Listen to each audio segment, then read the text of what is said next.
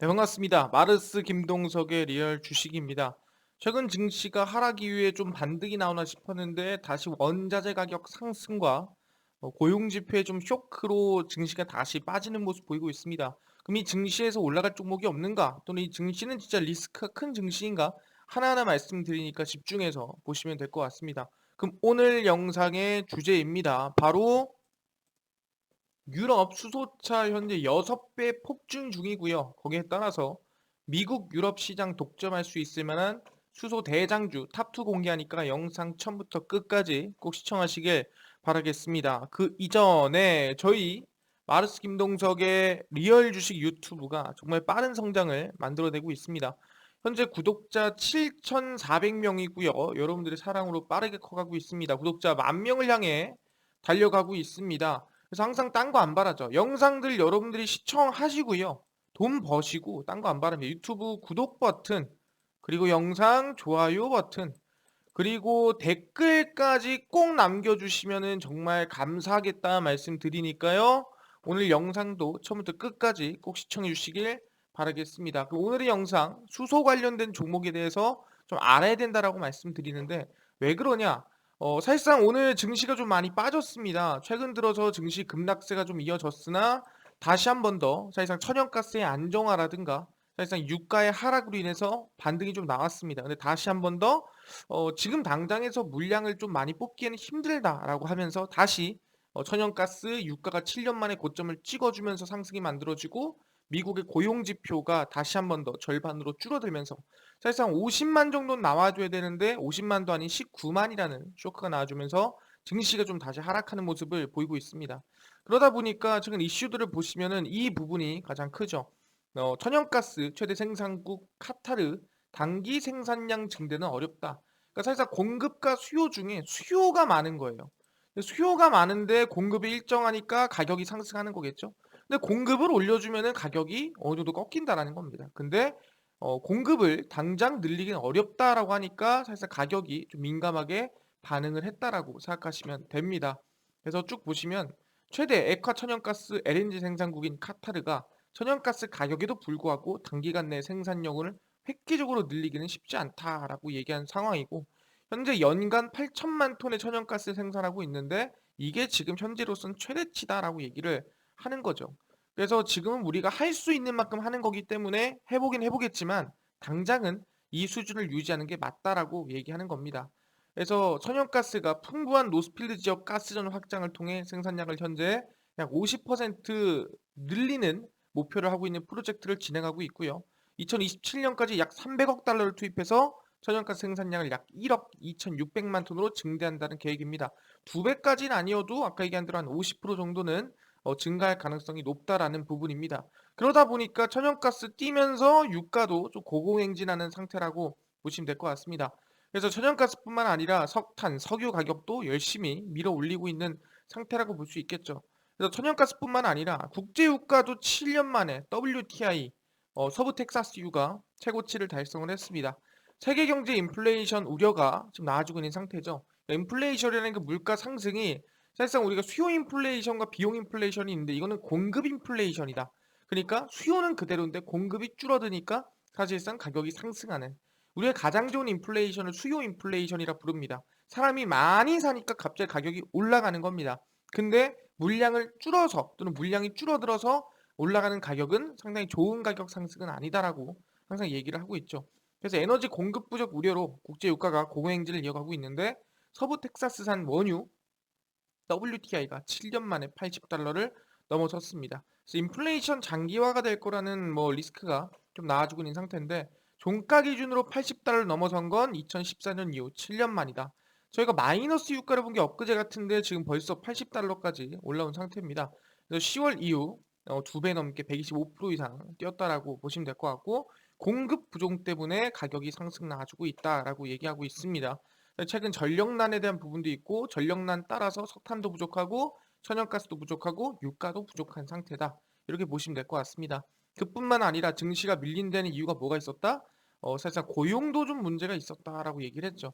고용 지표가 8월, 9월 두 달 연속 실망하는 모습을 보이고 있고 쇼크라고 우리는 부르고 있습니다. 그래서 보시면은 미국 노동부 지난달 미국의 비농업 일자리가 19만 4천 개 늘었다 밝혔습니다. 평균 50만 개는 늘어야 우리 전망치에 족하는데 19만 개입니다. 지난달에 38만이었습니다. 그럼 거의 절반으로 줄어들었고 또 이제 그 전에 비해서 또 절반으로 줄어들었습니다. 그래서 절반의 절반으로 계속 줄어드는 상황이라고 보시면 될 것 같습니다. 그래서 이유를 찾아보니 뭐 델타 변이 확산에 따라 사실상 일자리를 쓸 데가 없다라는 거예요.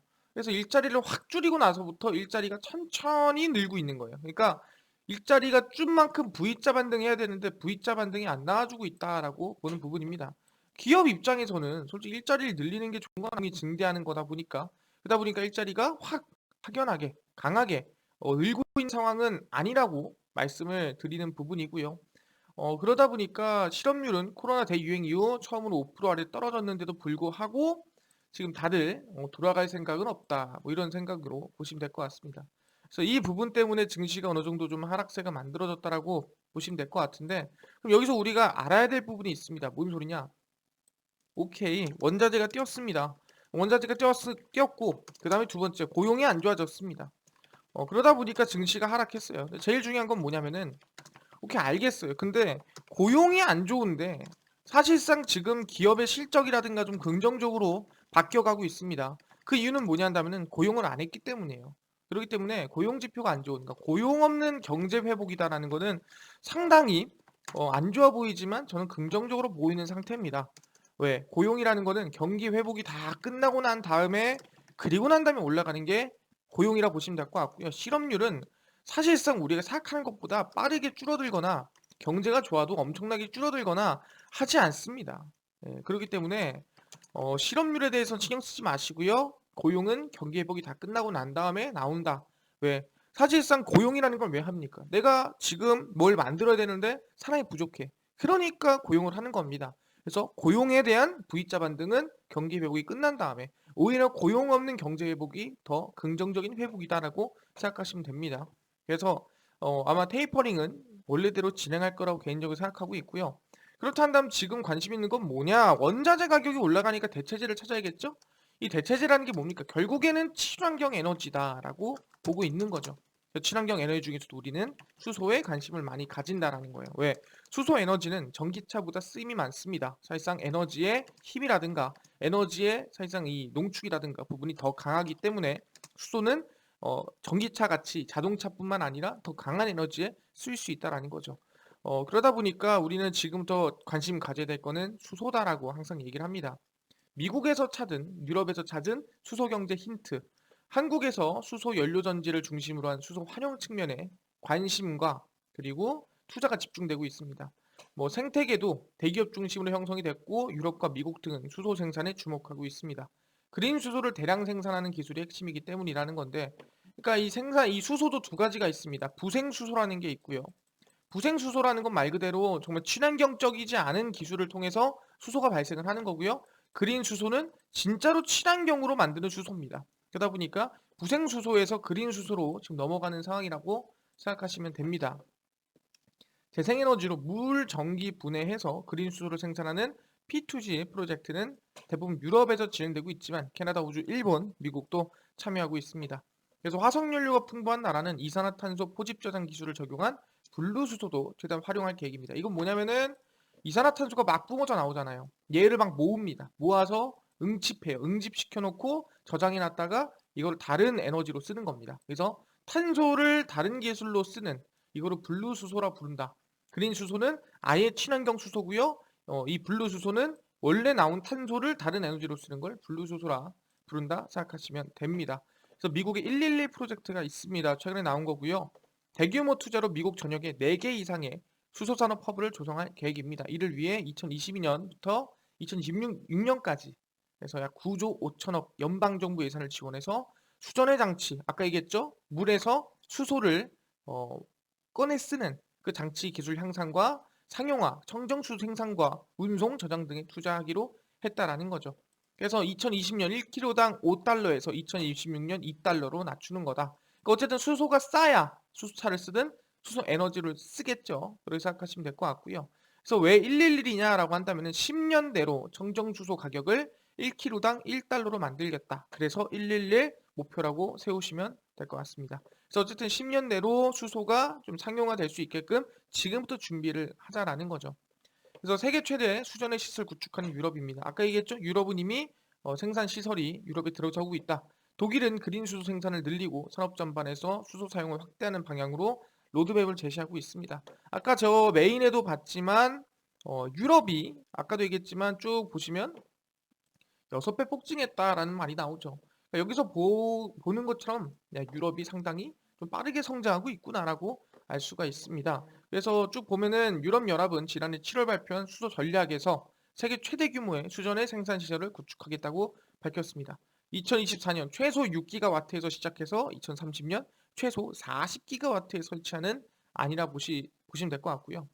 약 238조에서 620조 원을 투자할 계획입니다. 어마무시한 돈이죠. 물론 지금부터 약 29년 동안 투자할 돈입니다. 29년 동안 투자할 돈이니까 이거를 따지고 보면은 29분의 1을 하면 돼요. 29분의 1을 하면은 대략 한 10조 정도, 매년 10조 정도를 투자한다라고 생각하시면 되고 많게는 20조라고 생각하시면 됩니다.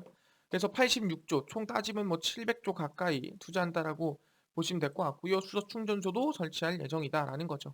그래서 일본 같은 경우는 어쨌든 수소 생산 기지를 나간다라고 보시면 될 것 같고, 그래서 일본, 미국, 유럽 모두 수소에 대한 지금 생산 설비가 상당히 성장이 나아지고 있는 상태라고 볼 수 있는 부분이고요.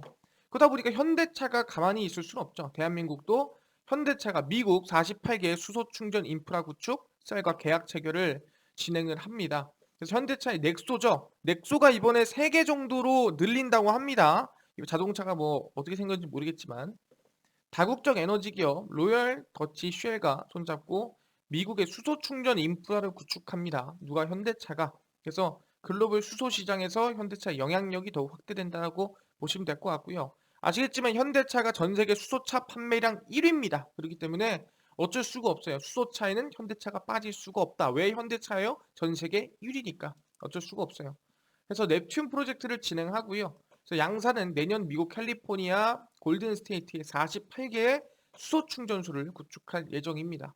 현대차가 지난 2019년 북미 상용 전시회에서 선보인 미래 수소용 대형 트럭 콘셉트카 모델명으로 당시 수소 전기 트럭에 특화된 독창적인 디자인이다.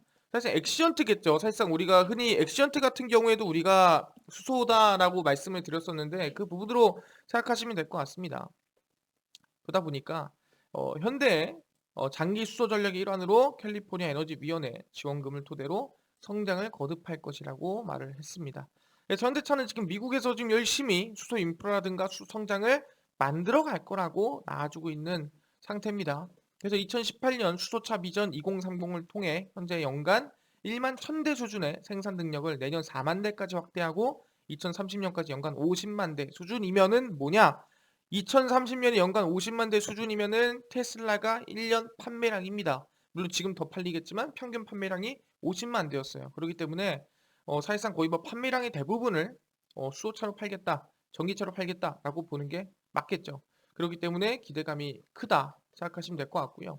현대차도 뭐 가만히 있지 않는다는 거고, 그리고 독일이 아마 이번에 이 독일 선거 때문에 어, 친환경 에너지로의 이 발돋움이라고 하죠. 좀더 빠르게 성장할 가능성이 높다라는 거죠.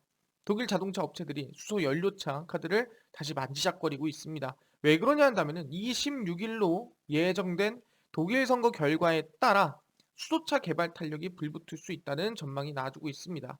그래서 업계에 따르면 독일 자동차 업체들이 수소차에 다시 베팅하고 있다고 로이터 통신이 보도를 했고요. 주행 거리를 최대한 늘릴 수 있는 배터리가 차세대 자동차의 핵심 요소로 부각되고 있지만 수소차가 아직 경쟁에서 밀려난 거는 아니다라고 나와주고 있는 상태입니다. 네, 쭉 보시면은 BMW 위르겐 굴드던 부사장은 정치에 추진되든 수요에 추진되든 수소차는 준비할 것이라고 밝혔는데 중요한 건 독일 총선은 사회민주당, 3인당의 우세가 예상되는 가운데 녹색당이 참여하는 연정이 구성될 가능성이 높다. 3인당과 녹색당 모두 수소 배터리 성장 동력을 삼겠다. 친환경을 밀겠다라고 얘기를 한 상태입니다. 그렇기 때문에 녹색당은 수소 연료를 열심히 밀겠다라고 얘기를 했겠죠. 중요한 건 뭐냐? 그래서 어떻게 됐는데?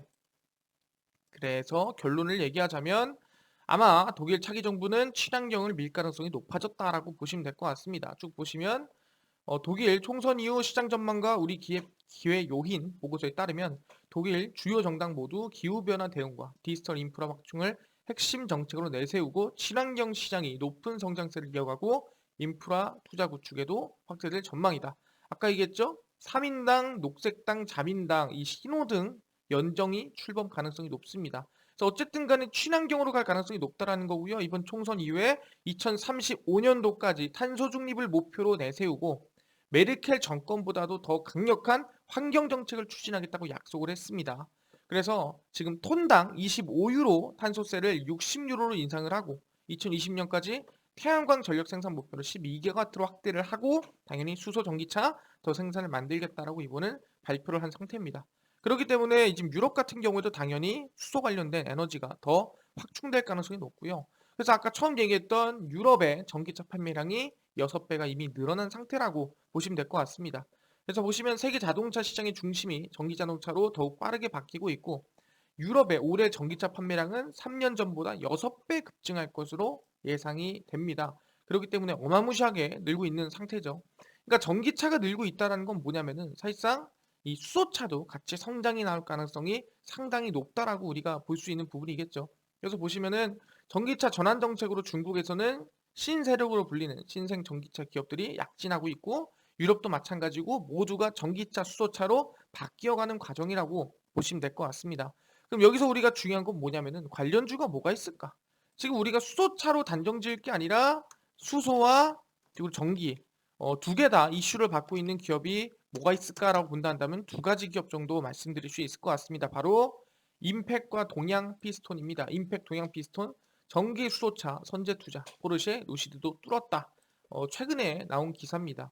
보시면 글로벌 산업 지형이 빠르게 바뀌고 있고 디지털과 친환경 전환의 양대 축이다라고 보시면 됩니다. 그래서 수소 전기차로 운전자가 조작하는 자율주행으로 차의 변신이 만들어지는 상태인데 그래서 이제 부품 회사들이 굉장히 기대감이 큰 상태입니다. 그래서 케이블 전문 업체 임팩과 피스톤 생산업체 동양 피스톤이 미래차 분야에 투자를 하고 있다 보시면 됩니다.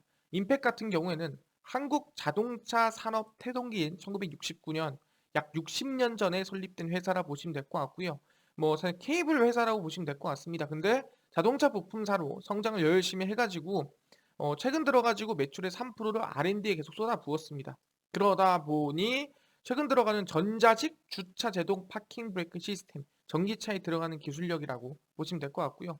그래서 포르쉐 타이칸에 장착된 전자제어 서스펜션 시스템의 공기제어 밸브도 임팩의 작품이라고 보시면 될 것 같고요. 타사보다 낫다라고 생각하시면 됩니다. 그리고 이제 독일 화학회사 랑세스와 공동으로 전기차용 배터리 모듈 하우징 개발에도 성공을 했습니다. 그래서 전기차라든가 루시드 모터스라든가 포르쉐에도 공급하고 있는 상태고요. 현재 동양 피스톤도 최근에 뭐 많은 분들이 아시겠지만 이번 대선 관련주도 엮였지만 수소 관련주다라고 보시면 됩니다. 자동차 엔진용 피스톤 제조업체입니다. 상당히 오랫동안 기술력을 만들어 왔는데 탄소 중립이다 보니까 어느 정도 이 제조 기술도 이 부분에서 어느 정도 이 자동차에 좀 기대감이 들어갈 가능성이 크다라는 거죠.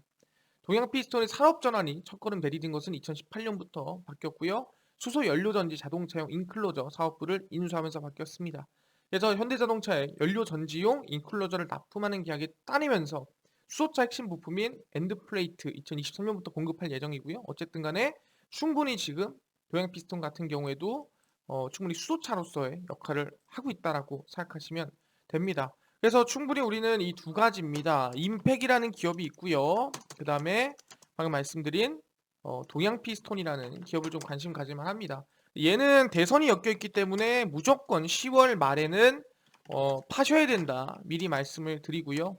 그래서 임팩이나 이 동양 피스톤 차트를 좀 보시면 상당히 긍정적입니다. 주가 보시면 최근에 큰 상승세가 만들어주고 저점 찍어주고 주가 상승 나와주면서 추세 전환 만들어주고 있죠. 여기서 수급 한 번 더 칠 수 있는 그런 구간이라고 보시면 될 것 같고요. 동양 피스톤 같은 경우에도 최근에 급등 이후에 쌍고점 찍어주고 홍준표 악재로 저점 찍어줬지만 충분히 여전히 기대감을 가지고 있는 기업이라고 말씀을 드리겠습니다. 그래서 우리는 이 두 가지 기업 관심을 가지겠지만 이뿐만 아니라 저는요 충분히 이 수소차 관련주뿐만 아니라 당일 좀 급등이 예상되는 종목도 매일매일 무료로 좀 알려줬으면 좋겠고요. 장 시작 전에 시황이나 뉴스 같은 것들 무료로 좀 나눠줬으면 좋겠고요. 그뿐만 아니라 급등이 예상되는 테마주나 또는 매매법도 무료로 좀 나눠줬으면 좋겠습니다 라고 하시는 분들이 있어서 이것들을 누가 김동석 대표가 100% 무료로 모두 나눠드리고 있습니다. 어디에서? 바로 김동석의 리얼 주식 연구소라는 100% 무료 어플입니다. 각 스마트폰 안에 아이폰이다 그럼 앱스토어에서 다운로드 가능하고요.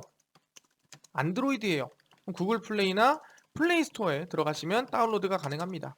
앱스토어, 구글 플레이, 플레이 스토어에 접속을 하신 다음에 뭐라 검색하냐? 여기서 김동석의 리얼 주식 연구소라고 검색을 하시고요. 검색을 하시면 이렇게 연구소가 뜨게 됩니다. 터치 하시고 들어가시면 100% 무료입니다. 무료로 어플 설치가 가능하니까요. 꼭 김동석의 리얼 주식 연구소 어플 100% 무료 설치하셔라 말씀을 드립니다. 그럼 어플을 설치하고 나면 뭐라고 뜨냐? 이렇게 뜨게 됩니다. 김동석의 리얼 주식 연구소고요. 당일 추천주가 이제 당일 좀 상승이 예상되는 종목을 무료로 알려드리고 급비 분석이 시황입니다. 그리고 급비 자료가 테마주랑 강의다라고 생각하시면 될 것 같고요. 그래서 실제로 들어가시면은 이미 뭐 10월 13일 추천주가 뭔지 올려놨거든요.